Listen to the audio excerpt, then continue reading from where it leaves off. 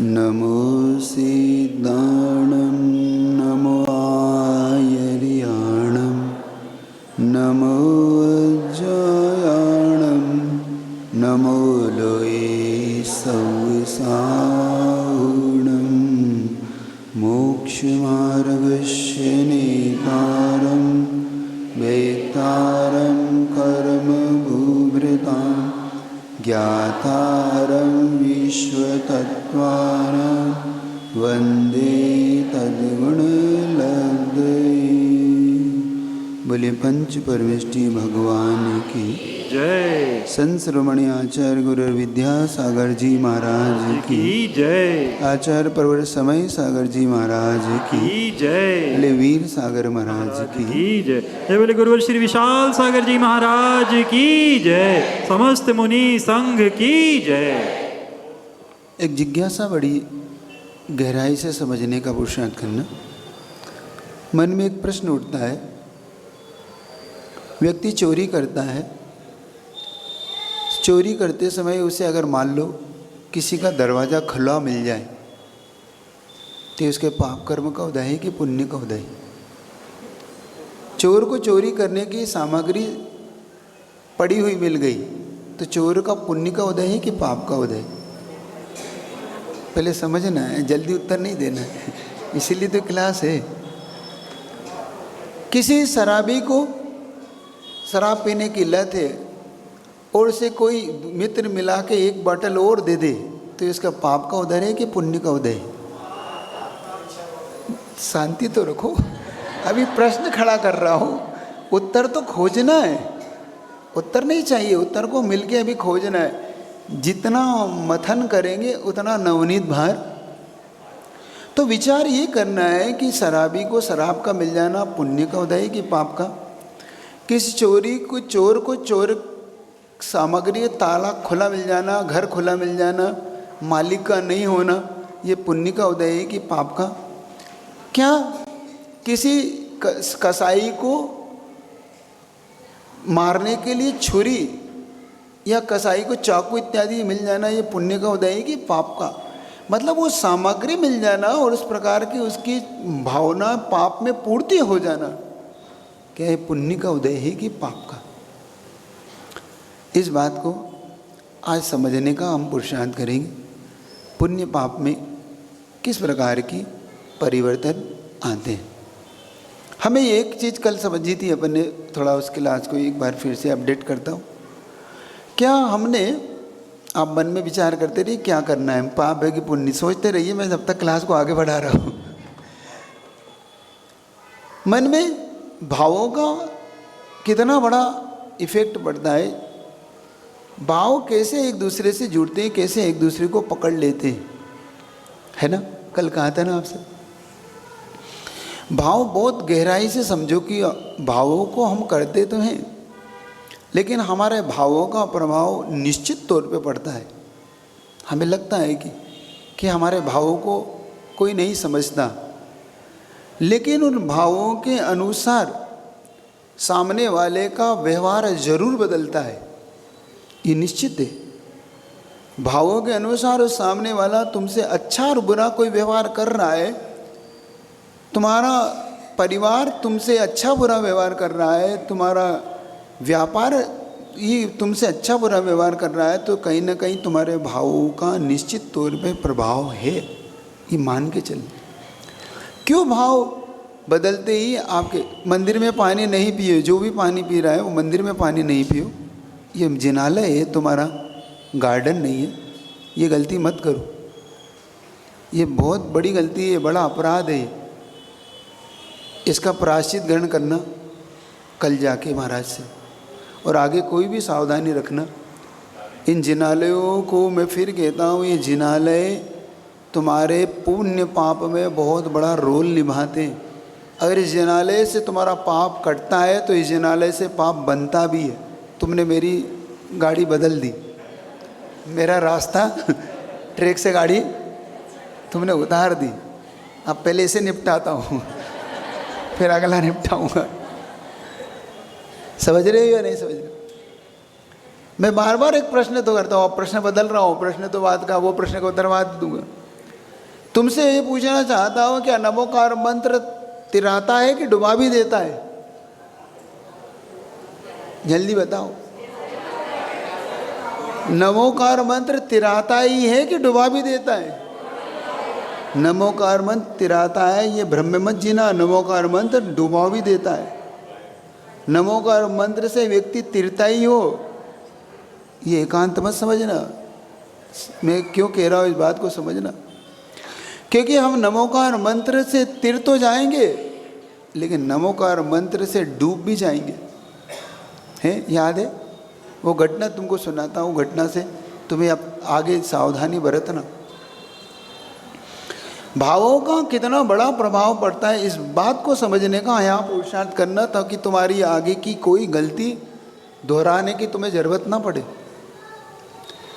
एक ऐसा चक्रवर्ती जो 6 खंड का अधिपति है, हजारों देवता जिसकी सेवा में, जिसके पास 9 निधियाँ 14 रत्न जिसके पास हैं, जो एक आज्ञा दे दे तो संसार की सारी वस्तु उसके निकट होती थी। कोई देवता उसकी आज्ञा को टाल नहीं सकता। उसकी इतनी शक्ति वाला वह चक्रवर्ती सिर्फ अपने भावों के कारण कहाँ पहुँच गया, इस बात को समझने का पुरुषार्थ करना। चक्रवर्ती अपनी राज्यसभा में बैठा हुआ है और उससे एक ऐसा अपराध हो गया, वो खीर खाने का भोजन का बड़ा आसक्ति था। अब इसमें चारों चीज़ तुम्हारी जोड़ दूंगा, द्रव्य, क्षेत्र, काल और भाव। इन चारों से एक साथ तुम्हारी पूर्ति करूंगा। वो जब वो खीर खा रहा था, खीर खाने का मतलब वो शौकीन बहुत था भोजन का, अत्यधिक आसक्ति वाला प्राणी। एक दिन उसके रसोइये ने उसे खीर बना के दी और खीर बहुत गर्म थी, और खीर गर्म थी तो वो जल्दीबाजी में उसने वो खीर को मुख में रख लिया, और मुख में रखते उसका मुख जल गया। अपनी करनी आप करे, सिर ओरन के धरता। ये जीव का एक ऐसा परिणाम है, स्वयं गलती करता है और दूसरे पर आरोप डालता है। बात आ रही समझ में? अपनी करनी आप करे, सिर ओरन के धरता। करता खुद है, लेकिन दूसरे पर आरोप लगाता है कि इनके कारण ऐसा हुआ।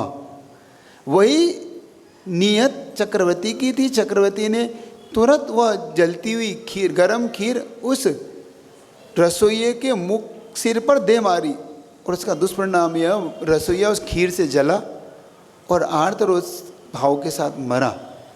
लेकिन पूर्व के कुछ शेष पुण्य के उदय से वो रसोइया भवनित्रिक में जाके एक देव हो गया। और वो देव तो हो गया, अब देव होने के बाद क्या करें? उसने कहा बदला तो लेना है, लेकिन चक्रवर्ती से बदला कैसे लूं? जिसकी सभा में हजारों देवता, जिसके पास 14 रत्न, उससे मैं कैसे बदला ले सकता हूं? इस बदले को लेने के लिए उसने एक नया, कभी कभी आपकी कमजोरी आपका अहित कर जाती है। सुन रहे हो? जब जब तुम्हारी कमजोरी तुम्हें पता पड़ जाए तो उस कमजोरी पर हमेशा सावधानी रखना। जब तुम्हें लगे कि ये मेरा कमजोर सब्जेक्ट है, बस उस पर विशेष तौर से छात्र ध्यान देता है। उसे ध्यान देना भी चाहिए, क्योंकि जरा सी सप्लीमेंट्री पूरा रिजल्ट बिगाड़ देती है, और सप्लीमेंट्री देने के बाद भी वो रिजल्ट सुधरता नहीं है। तुम भले फिर कितने ही ज़्यादा नंबर लेके आओ। समझ रहे हो या नहीं समझ रहे हो? तो इसीलिए अपनी सप्लीमेंट्री को आज सुधार लेना। जो तुमने मेरी क्लास को आज तुमने नया टर्न दिया है, नया मोड़ दिया है। जैसे ही उसने इसकी कमजोरी जानी कि ये भोजन का आसक्ति है, तो उसने एक ऐसा फल ला के रखा जिसको आम बोलते हैं। उसने फल ला के चक्रवर्ती को दिया और चक्रवर्ती से कहा, हे चक्रवर्ती, तुम इस फल का सेवन करो, मैं तुम्हारे लिए लाया हूँ। चक्रवर्ती जिह्वा इंद्री का लोलुपीता था। उसने उसको फल को चखा, और फल को चखने के बाद वो इतना स्वादिष्ट लगा कि उसकी बुद्धि से ये बात निकल गई कि मैं जिसे आज्ञा दूंगा मुझे ये चीज़ लाके मिलेगी। उसने कहा कि मुझे ये कहाँ मिलेगा? चक्रवर्ती, मुझे और तो नहीं पता, लेकिन मैं आपको उसका पता बता सकता हूँ, आपको मेरे साथ चलना होगा। चक्रवर्ती उसके साथ चल पड़ा।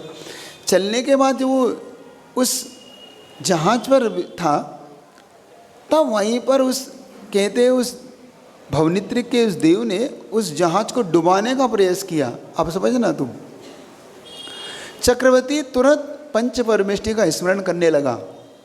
जैसे वो जहाज पूरा हिलने लगा, पूरा डामाडोल होने लगा, तो चक्रवर्ती ने पंच परमेष्टि का स्मरण किया। तो उस देव ने इस बात को जानना चाहे कि ये जहाज डूबता क्यों नहीं है। तब उसने कहा कि ये पंच परमेष्टि का स्मरण कर रहा है।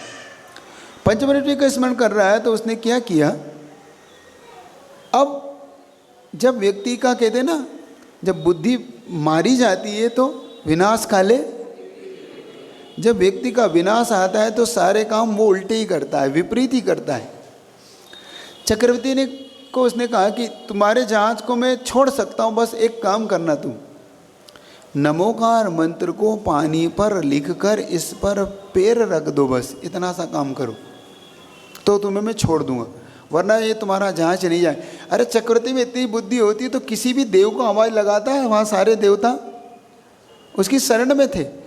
ये चक्रवर्ती बनता ही ऐसे, जब वो लवण समुद्र के देव को ललकारता है और वो नहीं मानता तो एक तीर छोड़ के उसको बताता है कि मैं चक्रवर्ती यहाँ आया हूँ, मेरी शरण में तुझे आना होगा।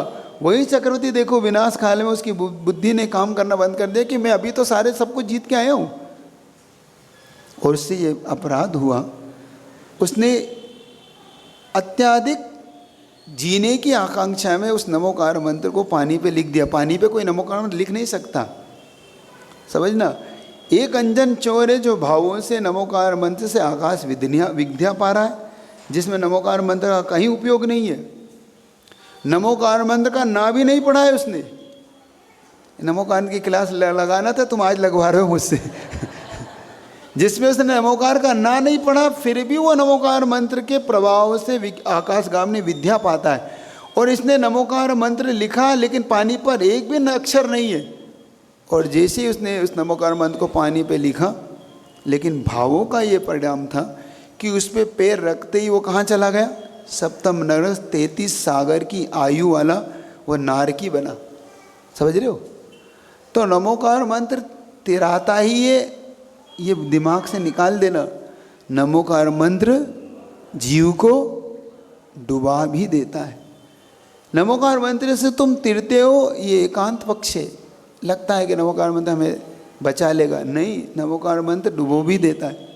इसीलिए इस जिनालय में आकर, सभाओं में आकर जब तुम पानी पीते हो, सभाओं में आकर जब तुम कोई ऐसे भाव करते हो, तो समझ लेना अब इस स्टोरी को याद रखना।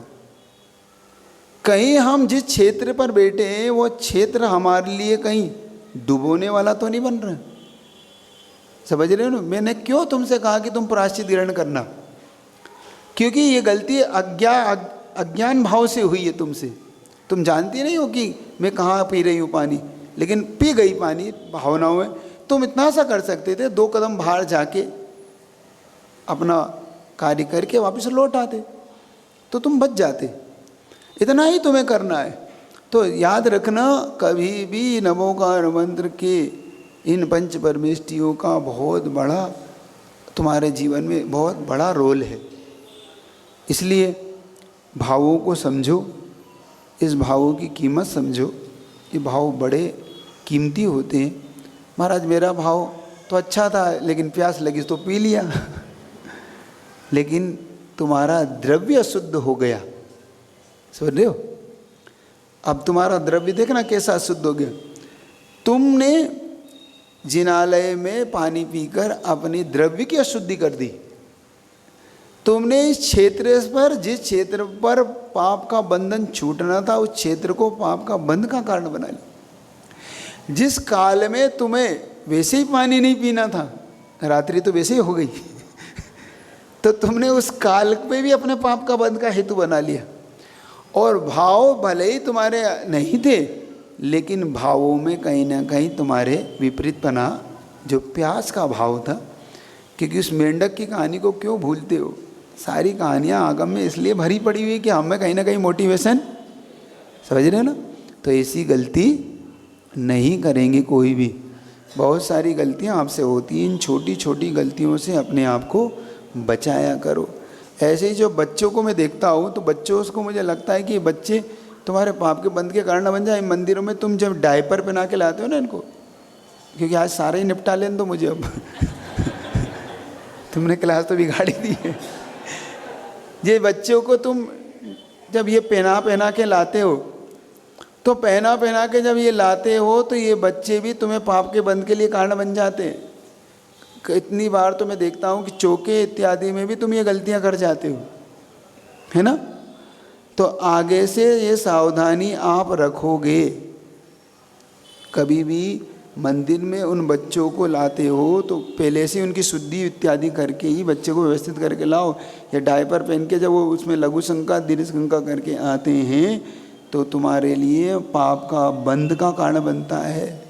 और एक करकंडू की कथा है, तुम पढ़ लेना, जहाँ पर वो कैसे उसके हाथ का फोड़ा ठीक क्यों नहीं हुआ। ये बहुत बड़ी कथा है, कभी आपके सामने रखूँगा। चलिए पुनः ट्रैक पर गाड़ी को लाता हूँ। तो भावों का अपना एक बड़ा रोल है। इस बात को हम समझने का यहाँ पुरुषार्थ करेंगे कि भाव हमारे कैसे जुड़ जाते हैं, जिसमें संप्रेषण, जो शब्द मैंने कल कहा था, संप्रेषण एक बहुत बड़ी ऐसी विधि है। आप चाहो तो सामने वाले के भावों में कलुषता ला सकते हो और आप चाहो तो उन कलुष भावों को विशुद्ध भावों में बदल सकते हो।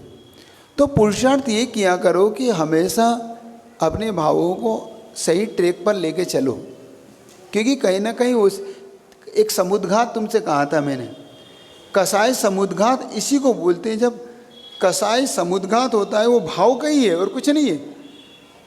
कसाय समुद्घात में जब आपके तीव्र क्रोध के भाव होते हैं तो आपके आत्म प्रदेश निकलकर 3 गुना, आपके आत्म प्रदेश आपके शरीर से 3 गुना जाके उन कसाय भावों से उस व्यक्ति को टच करते ही करते, आप क्रोध के भाव करते, लोभ के भाव करते, मान के भाव करते, मायाचारी के भाव करते। तो जब इन 4 भावों से आप करते हैं तो इसको बोलते हैं कसाय समुद्घात। समझ रहे हो ना। तो ये समुद्घात का एक ऐसा पक्ष है जब आपके जीवन में घटित होता है। अब प्रश्न इस बात का था, पाप पुण्य होता क्या चीज़ है महाराज, पाप पुण्य का हमारे जीवन में रोल क्या है। तो पाप पुण्य होता क्या है, फिर बाद में आता कैसे जाता कैसे, इसको प्रसंग के अनुसार समझते। पुण्य वो होता है जो आत्मानाम पुनाति पवित्रम करोति इति पुण्यम, जो आत्मा को पवित्र करता है, पुनीत बनाता है, उसका नाम पुण्य। एक और डेफिनेशन पुण्य की दी गई, जो आत्मा को पाप से बचाता है उसका नाम पुण्य। आत्मा नाम रक्षिति पापम रक्षिति इति पुण्यम, आत्मा को पाप से जो रक्षा करता है उसका नाम पुण्य। और पाप किसे कहते हैं, आत्मा नाम पुण्यम रक्षिति इति पापम, जो आत्मा को पुण्य से बचाए सो पाप। सीधा सी बात है। तो हमें ये विवेक रखना है कि हमें कौन किससे बचा रहा है। सीधा सा गणित है। जब तुम्हारा मन मंदिर आने का नहीं होता है तो समझ लेना अब तुम्हारा पाप तुम्हें पुण्य से बचा रहा है, तुम्हें पाप करने के लिए प्रेरणा दे रहा, क्योंकि तुम्हारा मन अब मंदिर आने का, तुम्हारा मंदिर आहार दान का नहीं हो रहा है, तुम्हारा मन स्वास्थ्य स्वाध्याय का नहीं हो रहा है, तुम्हारा मन जिन शासन 5 परमेष्टि में नहीं लग रहा है, तो समझ लो ये पाप का उदय, क्योंकि उस पाप के उदय में तुम्हें अच्छी क्रिया अच्छी करने का अच्छी का भाव नहीं हो रहा है। हाँ माइक दे दो। तो ये चीज़ें आपको ध्यान रखना है। नमोस्तु गुरुदेव। नमोकार मंत्र के बारे में जो आपने बताया, तो उसमें हम सब लोग नमोकार मंत्र पढ़ते हैं, लेकिन हर एक का पढ़ने का समय अलग अलग होता है। वैसे जैसे कहा कि 27 श्वासोश्वास में नमोकार मंत्र पढ़ना चाहिए, पर सब लोग 27 श्वासोश्वास में नहीं पढ़ते हैं, कम में भी पढ़ते हैं, जल्दी जल्दी भी पढ़ते हैं या अशुद्धिपूर्वक भी पढ़ते हैं। तो उसमें क्या पुण्य लगता है, पाप लगता है?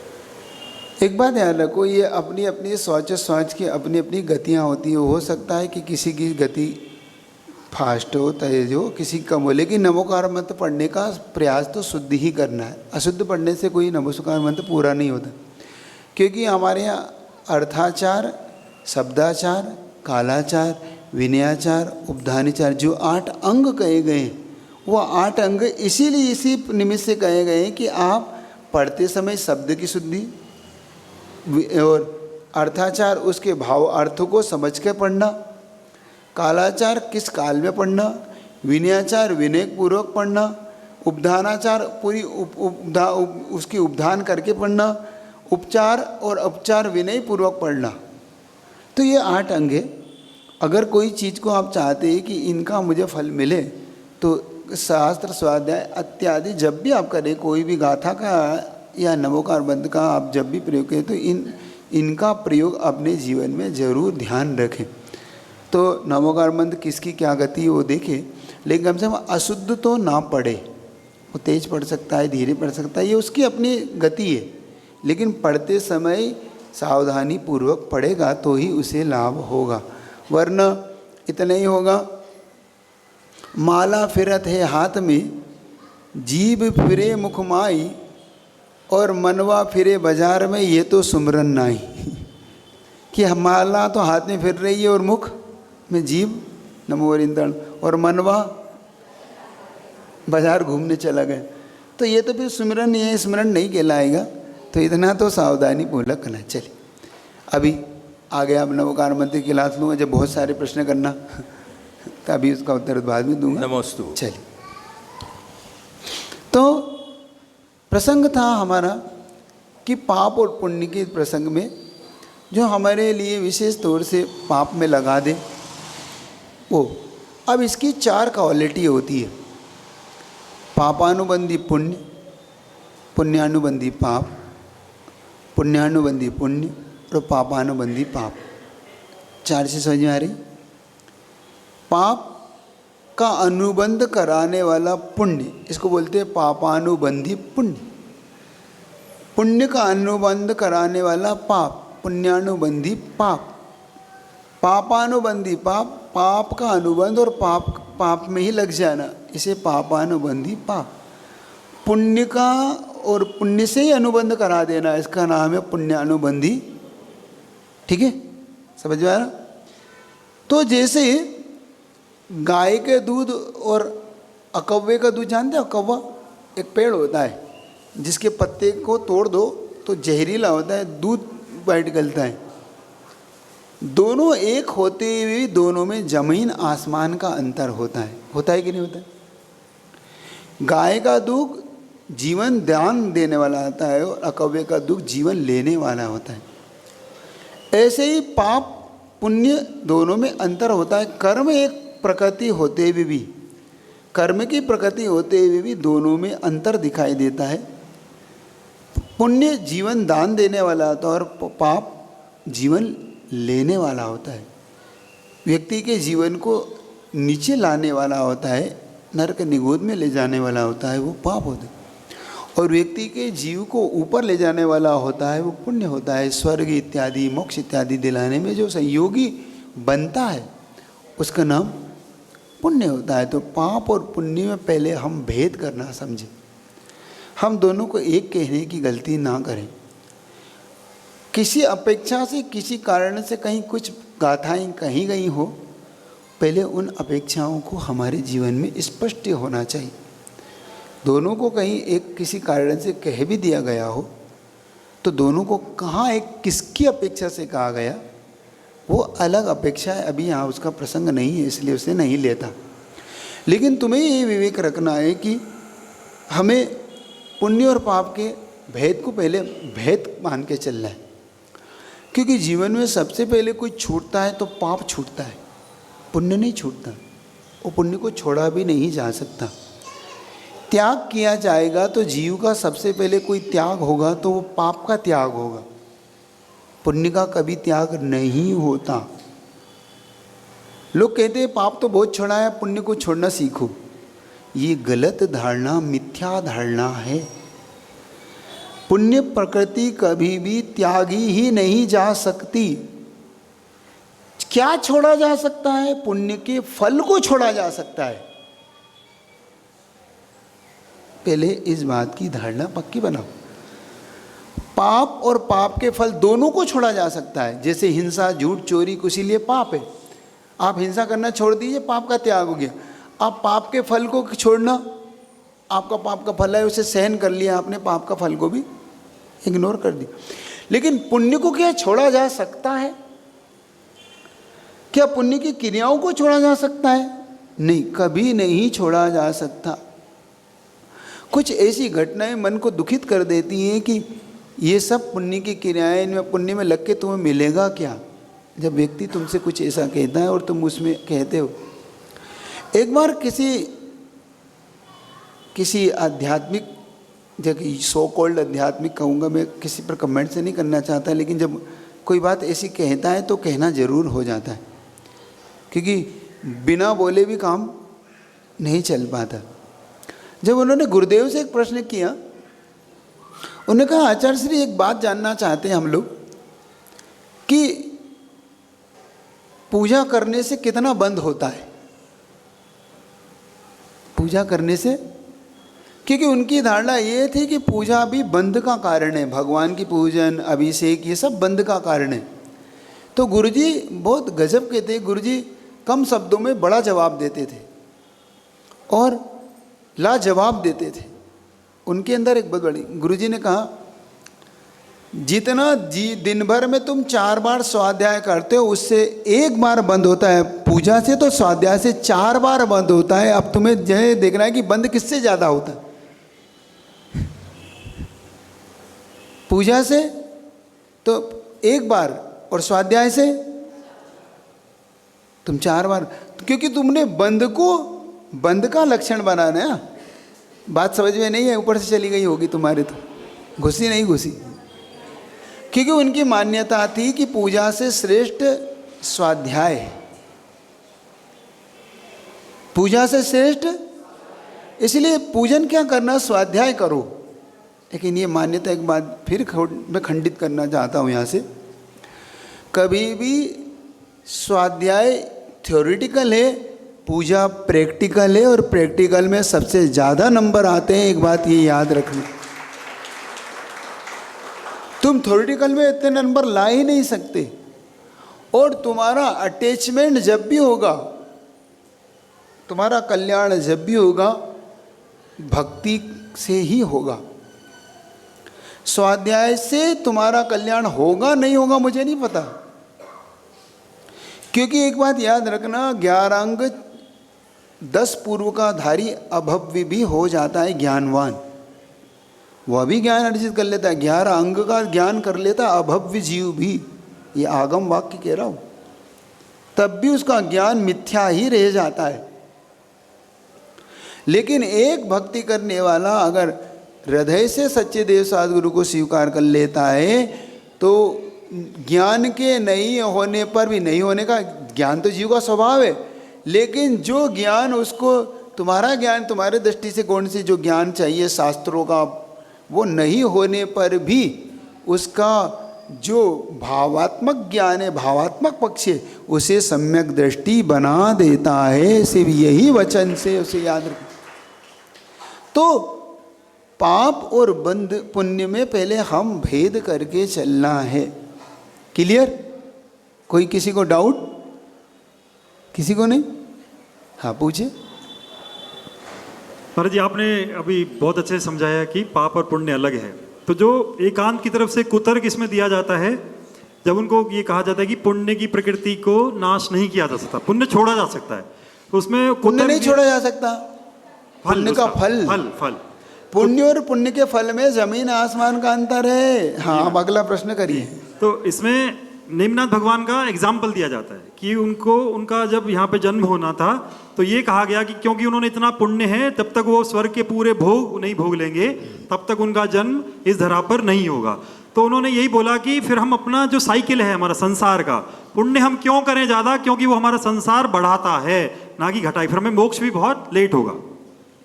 देखो, हम कहीं गलत ट्रैक पर तो नहीं आ गए।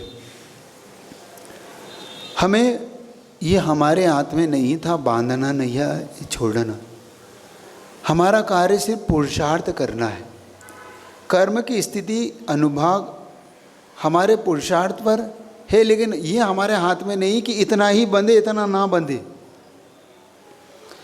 कभी अगर तुम्हारी ये धारणा बन जाएगी तो बहुत से लोग इस धारणा के कारण पतित हो गए। इसी धारणा के कारण उन्होंने उनके जीवन में पाप के जो निर्जरा के हेतु थे उन कारणों को ही, और निर्जरा के हेतु के कारणों को ही पुण्य मानकर छोड़ दिया। ऐसा बहुत बार होता है। पहली बात, एक बात अच्छी तरह ये समझ लो आप लोग, क्या आदिनाथ भगवान 33 सागर की आयु 33 सागर का सुख भोग कर उस सरवार सिद्धि के विमान से आए? नेमिनाथ तो और नीचे से आए। पहले समझो, इतना अंतर तो समझो। तो क्या वो 33 सागर उनके लिए बाधक कारण बना? नहीं, वो उनके लिए बाधक कारण नहीं था। वो उनके जब तक कारण मनुष्य पर्याय में कारण है, वो समझो, उनके एक भव का कारण है, वो उससे वो उसी अगले भव से मोक्ष जाने का कारण है। उनके पास तीर्थंकर प्रकृति का बंधे सर्वार्थ सिद्धि से आकर एक भव अवतारी होंगे, क्योंकि सर्वार्थ सिद्धि वाला कभी दूसरा भाव ग्रहण करता ही नहीं। तो उनके पास कितनी बड़ी बात उनके पास थी कि वो उस सर्वार्थ सिद्धि विमान से आए, क्योंकि उन्होंने इस प्रकार की साधना की। वरना एक बात, दोनों जितने भी ये सर्वार्थ सिद्धि विमान में जाएंगे, पंचोत्तर में जाएंगे, नो ग्रेवक में जाएंगे, सब मुनि लिंग से जाएंगे। अगर ऐसा होता तो कोई भी 16 स्वर्ग से ऊपर की भावना ही नहीं करता, वो सर्वार्थ सिद्धि में जाने का विचार ही नहीं करता। और उसे सर्वार्थ सिद्धि जाने का विचार नहीं, ये तो उनकी अपनी साधना का फल है। वो कोई विचार से नहीं जाता कि मैं सर्वार्थ सिद्धि चला जाऊँ तो मैं सर्वार्थ सिद्धि चला जाऊँगा, नहीं, ये तो उनकी साधना है। कोई उत्कृष्ट साधना ही नहीं करता। अगर हर कोई ये कहता कि नहीं मुझे तो ये बाधक कारण है इसलिए, नहीं, ये पुण्य प्रकृति है। इन पुण्य प्रकृति के कारण, मैंने कल भी एक बात आपसे पुनः दोहराई थी कि इन पुण्य प्रकृति को हम काट नहीं सकते और इसको हम छोड़ भी नहीं सकते। अगर तुम ऐसा मान लो कि कुछ लोग ये कहने लगे इससे अच्छा तो नरक है, ये जो वाक्य कहा जाता है, ये भी एक बहुत मुझे वाक्य समझ में आता है। क्या उन्होंने पूज्यपाद स्वामी को नहीं समझा? आवृतम व्रते नरकम व्रतम स्वर्ग, मतलब आवृतों से नरक में जाने से अच्छा है व्रत लेकर स्वर्ग जाओ। क्या आपको पूज्यपाद पे विश्वास नहीं है? क्योंकि अगर ऐसा होता हो तो पूज्यपाद स्वामी आपकी इस बात को क्यों कहते कि व्रत के साथ जीने से अच्छा है व्रत लेकर तुम। और उन्होंने उदाहरण कितना अच्छा दिया कि तुम धूप में खड़े रहने से अच्छे तुम छाँव में खड़े रह के इंतजार करो, क्योंकि तुम्हें इंतजार करना है, तुम्हें इंतजार ही करना है। मैं पूछता हूँ, जेठ की धूप और धूप में तुम्हें खड़े होकर किसी मित्र का इंतजार करना हो और तुम्हारे पास ये ऑप्शन हो कि धूप में खड़ा हो कि छाँव में, तो तुम किस में खड़े होगे? तो तुम्हारे पास ऑप्शन है। ये कोई बात, ये तर्क ही कुतर्क है कि वो उनके लिए बाधक कारण था, नहीं।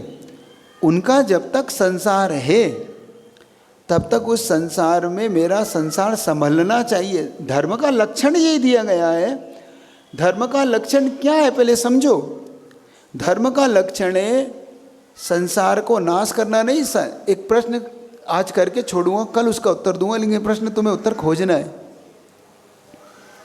क्या धर्म संसार से तारता है?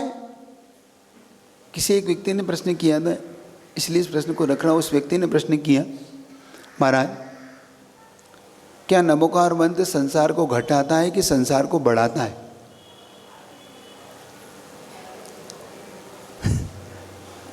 प्रश्न सभा में आपके सामने उसका प्रश्न रख रहा हूं। उसने कहा, महाराज नमोकार मंत्र संसार को घटाता है कि संसार को बढ़ाता है? जल्दी अब तुम बताओ। संसार से पार उतारता है कि संसार को बढ़ाता है? जल्दी बताओ ना। है? अब उसका तर्क सुनो।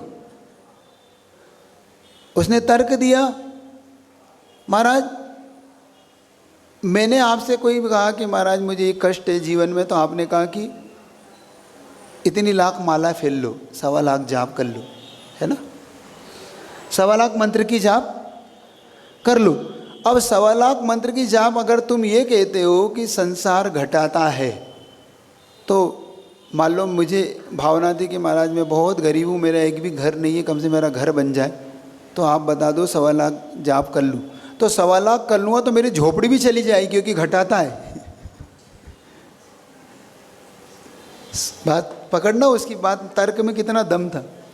उसने कहा महाराज अगर नमोकार मंत्र संसार घटाता है, तो तुम अगर ये कहोगे कि महाराज 1.25 लाख जाप करने से तुम्हें बंगला नहीं मिलेगा, तुम्हारी झोपड़ी भी, तुम सड़क पे मिलोगे, क्योंकि नमोकार मंत्र तुम्हारा, क्योंकि अगर बंगला देगा तो संसार बढ़ेगा कि घटेगा। अब कुतर्क तुम्हारा वाला समझ रहे हो नहीं समझ रहे हो? तो संसार घटना चाहिए, और अगर नमोकार मंत्र बढ़ाता है संसार, तो फिर घटने वाली समस्या ही खत्म, संसार फिर बढ़ना चाहिए। फिर नमोकार मंत्र से संसार घटता है, ये बात नहीं बनेगी। इसका उत्तर कल लूँगा, तो मैं आज देता हूँ। तुम बहुत सारे प्रश्न मुझसे पूछते हो, मैं तत्काल उत्तर देने का प्रयास करता हूँ, तुम एक भी बार उत्तर नहीं देते है? तो तुम मुझे नींद उड़ाने के लिए बुलाए हो कि नींद सुलाने के लिए बुलाए हो? मैं तुम्हें उठाने के लिए आया हूँ भाई, सुलाने के लिए नहीं आया हूँ। तुम्हारी नींद उड़ाने के लिए तो तुमने मुझे बुलाया है कि महाराज हम बहुत नींद आती है, हमें जगाने का प्रयास करो, हम बहुत सो रहे हैं, है ना। तो इस बात को हम पहले समझने का पुरुषार्थ करें। अब कल याद दिलाना, मेरी याददाश्त कमज़ोर है मुझे याद नहीं रहता, है ना। तो कल आप याद दिलाएंगे कि महाराज इस प्रश्न का उत्तर आप लाएंगे तो आपका उत्तर मैं सुनूंगा, और नहीं लाएंगे तो मैं उत्तर देने का प्रयास आप तक करूंगा, ठीक है। तो कल सैटरडे भी है। चलिए आगे आपकी क्लास को आगे देता हूँ। तो पाप पुण्य फल माई, हर को भिल को मत वाई, यह पुद्गल पर जाए उपजे थिर नाही। ये बात सच है कि पाप पुण्य की जो प्रकृति है, इसमें हरस बिलखना नहीं, पुण्य में हरसना नहीं, पाप में बिलखना नहीं। यह पुद्गल पर्याय उपजे थिर नाही, ये तो पुद्गल की पर्याय स्थिर थोड़ी है। आज पाप है कल पुण्य है, कल पुण्य आज पाप है, तो अच्छे बुरे दिन की तरह ये पुण्य पाप है। लेकिन अगर हमारा लक्ष्य एक ऐसा लक्ष्य बन जाए कि जब तक हम मोक्ष नहीं जाते तब हमारा कोई ऐसा तो कोई साथी हो जो हमें संभाल ले, समझ रहे नहीं समझ रहे, कोई ऐसा तो हो जो हमें संभाल ले, हमें कम से कम डूबने तो ना दे, हमें नरक निगोद की यात्रा से बचा तो ले। नरक निगोद की यात्रा से कोई बचा सकता है तो वो पुण्य प्रकृति है, वो पुण्य ही है जो तुम्हें नरक निगोद से बचाता है, याद रखना। पाप वो प्रकृति है जो तुम्हें नरक निगोद में भेजता है। अब पुण्य पाप को एक कहने की हिम्मत मत करो, क्योंकि तुम्हें पुण्य बचाता है, डूबने से बचाता है, तुम्हें संभालता है पुण्य। पाप नहीं संभालता, पाप तो तुम्हें तत्काल भेज देता है नरक निगोद की यात्रा में। लेकिन हमारी थोड़ी सी जो पाप पुण्य करने की जो क्रिया है वो थोड़ी विचित्र है। वो ऐसी है, हम चाहते क्या है, पाप की पुण्य, वो करते क्या है, पुण्यस्य फलम इच्छन्ति पुण्यम न इच्छति मानवः, फलम पापस्य न इच्छन्ति पापम कुर्वन्ति मानवः। यत्नता क्या काम है, पुण्य का फल की इच्छा यह मनुष्य रखता है लेकिन पुण्य करना नहीं चाहता, पाप का फल नहीं चाहता लेकिन यह यत्नता, पापम कुर्वन्ति यत्नता, और पाप यत्न पूर्वक, याद रहेगा, पुण्यस्य फलम इच्छन्ति पुण्यम न करति मानवः, पापस्य फलम न इच्छन्ति पापम कुर्वन्ति यत्नता। पाप को तो बड़े यत्न से करता है। एक बार पाप और पुण्य में बड़ा विवाद हुआ कि संसार में सबसे ज़्यादा लोग चाहते किसको है। बात आ रही, समझ में नहीं आ रही? संसार में लोग चाहते किसको? तो पुण्य ने बड़े गर्व से कहा संसार में सबसे ज़्यादा मुझे चाहते, हे पाप तुझे कोई नहीं चाहता।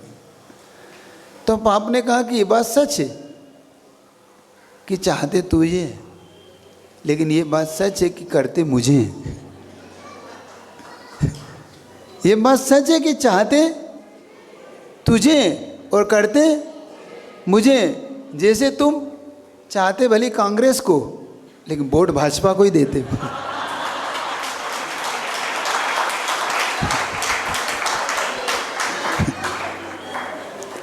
तुम्हारे मन में भले बात आती है कि ये नेता अच्छा है, ये नेता अच्छा है, लेकिन तुम्हें मोदी पसंद, वोट मोदी को ही देते हो तुम। होता है कि नहीं होता है? अब मुझे वो पता नहीं कि वो तुम बटन किस पे दबाते हो और वोट किसको मिलता है, मुझे नहीं पता वो। क्योंकि लोग कहते हैं बटन कुछ भी दबाओ।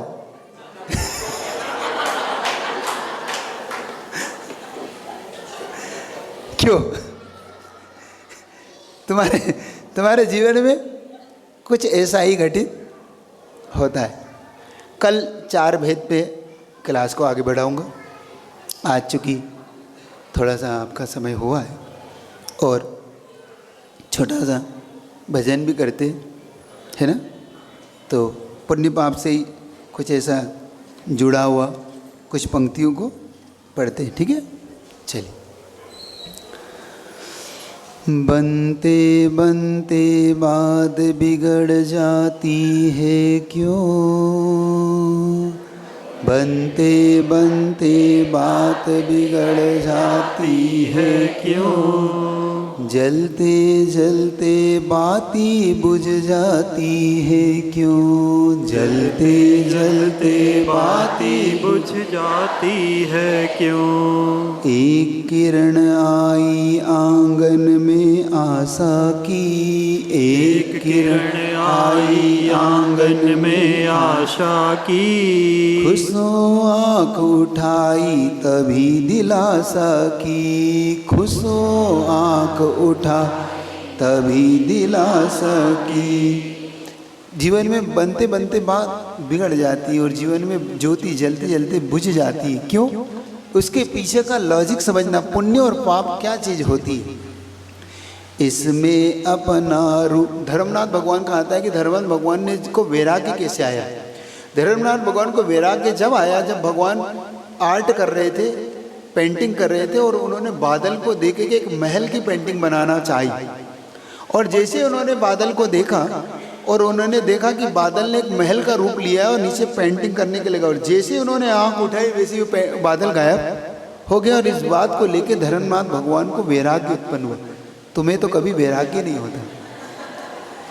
इसमें अपना रूप लखूं या कैद करूं, इसमें अपना रूप लखूं या खेद करूं, सोच नहीं पाया मैं क्या फरियाद करूं, सोच नहीं पाया इसमें क्या फरियाद करूं। बादल की टुकड़ी में वह खो जाती क्यों, बादल की टुकड़ी में वह खो जाती क्यों, बनते बनते बात बिगड़ जाती है क्यों, जलते जलते ज्योति बुझ जाती है क्यों। होना था अभिषेक सुबह सिंहासन पर, होना था अभिषेक सुबह सिंहासन पर, बैठा था निश्चिंत खुशी में सारा घर, बैठा था निश्चिंत खुशी में सारा घर। मेरा पति कल राजा होगा देखूंगी, मेरा पति राजा होगा देखूंगी, उनके राज मुकुट को लख सुध खो दूंगी, उनके राज मुकुट लख सुख खो दूंगी। समझ में आ रहा मैं किसकी बात कह रहा हूँ? अगली पंक्ति में वो आ रहा है, पति के पीछे सीता वन को जाती क्यों, पति के पीछे सीता वन को जाती क्यों। क्योंकि सीता ये बात को सोचकर निश्चिंत थी कि कल तो मेरा पति राजा होगी, मैं भी रानी होंगी और एक साथ सिंहासन पे हम दोनों बैठे होंगे। लेकिन कर्म का ऐसा फेर जिसे भवन में होना था यहाँ वो अगले पल वन में था, क्योंकि कर्म का उदय किसी को नहीं छोड़ता।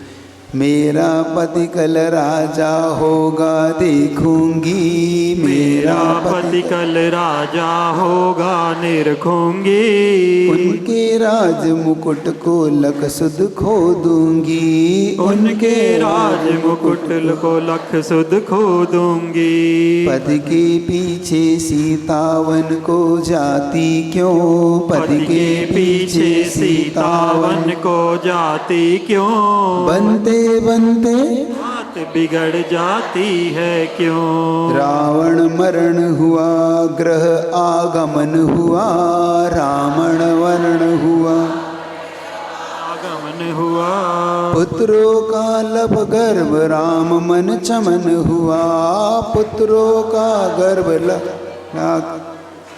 पुत्रों का लख गर्भ राम मन चमन हुआ, पुत्रों का लख गर्भ राम घर चमन। रावण का मरण हुआ, सीता का घर आना हुआ। रावण के बाद जब सीता गर्भवती हुई तो राम का मन बड़ा उत्साहित था कि अब सीता गर्भवती, लेकिन सोचा था अब गम की काली रात टली, सोचा था अब गम की काली रात टली, सीता का अपवाद सुने तब राम बली, सीता का अपराध सुने अब राम बली।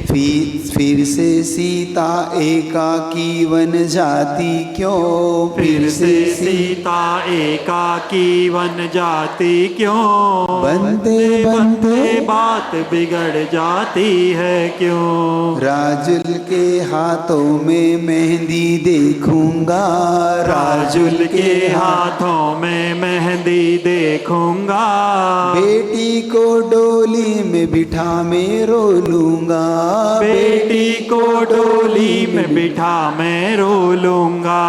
रानी बिटिया लेने नेमी आएंगे, रानी बिटिया लेने नेमी आएंगे, चंद्र चकोरी जोड़ी लख सब गाएंगे, चंद्र चकोरी जोड़ी लख सब गाएंगे। घर आते बारात लौट जाती है क्यों, घर आते बारात लौट जाती है क्यों, बनते बनते बात बिगड़ जाती है क्यों, जलते जलते बाती बुझ जाती है क्यों, जलते जलते बाती बुझ जाती है क्यों, बनते बनते बात बिगड़ जाती है क्यों। जयकारा गुरुदेव का। इन सब प्रश्नों को खोजना, और नहीं खोजो तो मैं अपनी क्लास ले रहा हूँ, इन प्रश्नों का उत्तर वहाँ से मिलेगा। बोले गुरुदेव विद्यासागर जी महाराज।